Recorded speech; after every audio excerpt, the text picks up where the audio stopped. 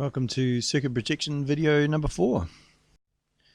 We're going to be looking at the tripping / fusing factor again. We've covered it a little bit before, and the rules. So we've got fusing factor. If you remember, it's a ratio showing the relationship between the fusing current and the rated current. And fusing factor is for fuses, as you have heard before. And then we've got the tripping factor, which is the same thing but for circuit breakers. So just going over current rating again, it's the maximum current. It's the most current that this protection device can carry continuously, or any protection device can carry continuously without overheating or tripping. If you remember, this one's a 16 amp, it says on the front. And you wouldn't be happy if the circuit breaker tripped at 16 amps, would you?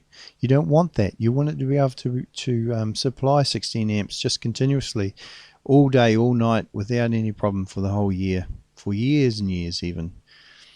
So there is a difference between current rating and fusing / tripping current.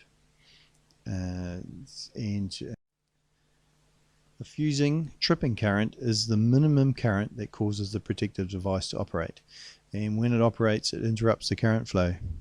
The fusing / tripping current is always higher than the current rating of the device, and that's for a reason. And the reason is to allow short-term intermittent overloads that are not harmful to the circuit.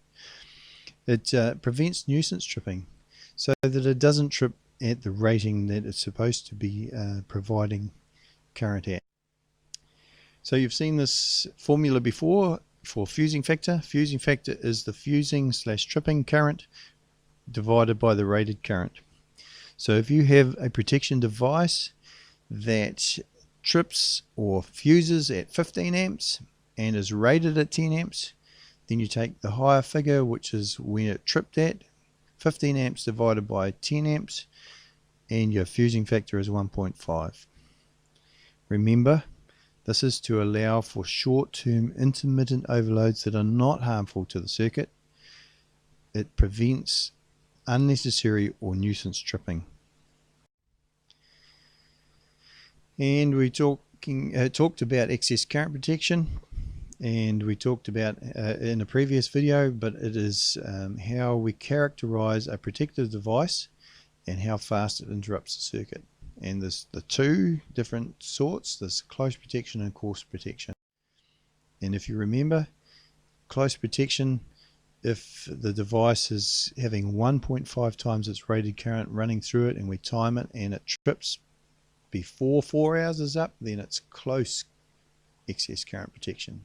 You could call it better excess current protection.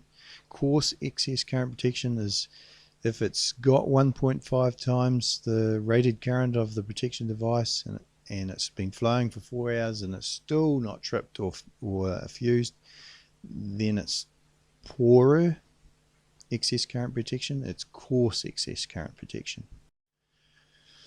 So we've got to know as electricians what the rules say about excess current protection, and it says in AS NZS 3000 that we've got to disconnect the supply in the event of overcurrent before that overcurrent attains a magnitude or duration that would cause injury to persons, livestock, or damage because of excess temperatures or electromechanical stresses in the electrical installation. Phew, what a mouthful. I'll just let you read that again.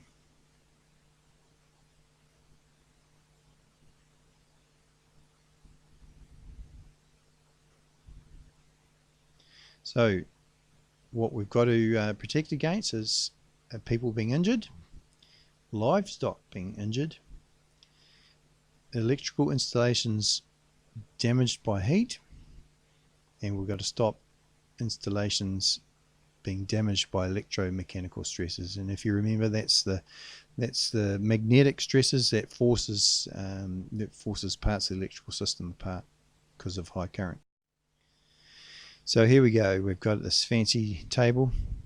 We've got a over current, and we go down to the first diamond. Will it cause damage or injury within 4 hours? Yes. Then The next diamond, does the circuit directly supply portable handheld equipment? Is someone going to be holding this because that puts them in closer danger? Yes. Then we must interrupt that circuit within 0.4 seconds. It's going to be fast enough not to hurt them. And then know if it's not something that someone's going to be holding in the hand, it's a light or something like that, and it's unlikely that someone's going to be electrocuted, but we need to stop it, stop the overcurrent. Then the rule is you can do it within 5 seconds. You can take up to 5 seconds to get rid of it. Hopefully in that time we haven't caused a fire.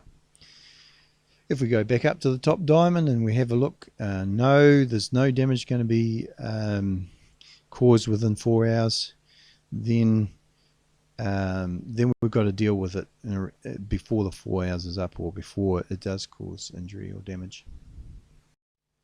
So here we go. Close/coarse protection. Type of protection. We need to know what type of protection a device gives. Rewirable fuse, definitely coarse current protection. Rewirable fuses are slow. They've got a fusing factor of 2 or more, which means you're going to have to double the rated current to get them to blow within 4 hours. They're really, really slow. At 1.5 times the rated current, they could go on forever and never blow. An HRC fuse, they can be manufactured to be slow, making them coarse, or close and fast. So it just depends on the circumstances you want one of these fuses for as to which you choose. MCBs, they're close excess current protection. If you load them up to 1.5 times their rated current, they're definitely going to trip before 4 hours is up. So you can be asked to look at this graph and interpret it, and to compare the speed of these 3 protection devices: an MCB, an HRC, and a rewirable fuse.